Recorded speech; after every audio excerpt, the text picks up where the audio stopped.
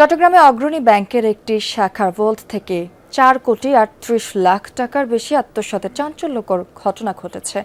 ঘটনায় ভল্টের দায়িত্বপ্রাপ্ত কর্মকর্তা ও তার ব্যবসায়িক অংশীদারকে গ্রেফতার করেছে পুলিশ। দায়িত্ব অবহেলার দায়ে সাময়িক বরখাস্ত হয়েছে অপর দুই কর্মকর্তা। সিলন টি রপ্তানিতে শীর্ষে। নগরীর লালদিঘি পাড়ে জেলা পরিষদ ভবনের দ্বিতীয় তলায় অগ্রণী ব্যাংকের কর্পোরেট শাখা। গেল 9 আগস্ট নিয়মিত ব্যাংকিং কার্যক্রম ও লেনদেন শেষে নগদ অর্থ এবং ভল্টে সংরক্ষিত নগদ অর্থের হিসাব মেলানোর সময় ধরা পড়ে 4,38,00,000 টাকার গরমিল। ঘটনা জানাজানির পর ক্যাশ ও ভল্টের দায়িত্বে থাকা কামরুল হোসেন ও তার ব্যবসায়িক অংশীদার জাফরুল্লাহ তানবীরের নাম উল্লেখসহ অজ্ঞাতনামা কয়েকজনকে আসামি করে কোতোয়ালি থানায় মামলা করেন শাখার জিএম। এজাহারে উল্লেখ করা হয়, গেল বছরের 1 জুন থেকে চলতি বছরের 9 আগস্ট সময়ে ভল্ট থেকে ব্যাংক কর্মকর্তা কামরুল ও তার সহযোগীর মাধ্যমে টাকা সরিয়েছে। এসব টাকা বিনিয়োগ করা হয় হাটহাজারীর উত্তর বরিশচর এলাকায় ইশরাত এগ্রো নামের একটি গরুর খামারে। টাকা সরানো বুঝতে না দিতে 1,000 টাকার বড় বান্ডিলের ভেতর 100 টাকার নোট ঢুকিয়ে রাখা হতো।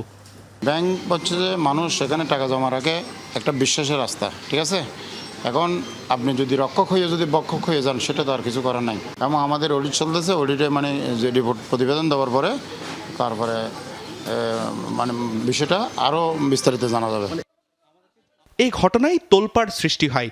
ব্যাংকটিতে গিয়ে দেখা যায় কর্মকর্তারা কেউ অফিস করছেন না, চলছে অভ্যন্তরীণ অডিট। অর্থ আত্মসাতের ঘটনায় উদ্বেগ প্রকাশ করেন সাধারণ গ্রাহকরা। পাবলিক ব্যাংক এগুলো এই ধরনের চুরি ডাকাতি আমরা দেখি নাই। চুরি ডাকাতি রাহাজানি এগুলো ছাড়া দেশ আর কিছু নেই। সে স্বীকারও করছে, স্বীকার করার পরে তাকে ইনস্ট্যান্ট শাস্তিতে নিয়ে যাওয়া উচিত। এখানে তাকে আবার মনে করেন আপনার কোর্টে চালান দিয়ে এটা বিচারাধীন থাকবে দীর্ঘ সময়।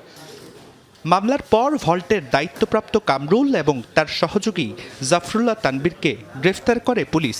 তাদের কাছ থেকে 2টি মোবাইল ফোন, হোয়াটসঅ্যাপে যোগাযোগ ও তথ্যের রেকর্ড সহ 64 জিবির একটি পেনড্রাইভ জব্দ করে পুলিশ। বাদীর যে বক্তব্য তার সাথে আমরা অনেক প্রাসঙ্গিক এবং সত্যতা কিছু পাই। ওই প্রেক্ষিতে আমরা এই দুজনকেই বিজ্ঞ আদালতে সুপর্দ করি।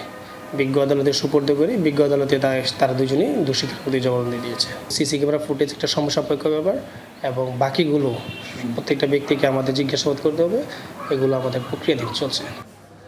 গেল 1 বছর ধরে এত টাকা সরানোর পরও প্রতিদিনের ক্যাশ ও ভল্টের হিসাব মেলানো কর্মকর্তা এবং ব্যবস্থাপকের ভূমিকা নিয়েও উঠেছে প্রশ্ন।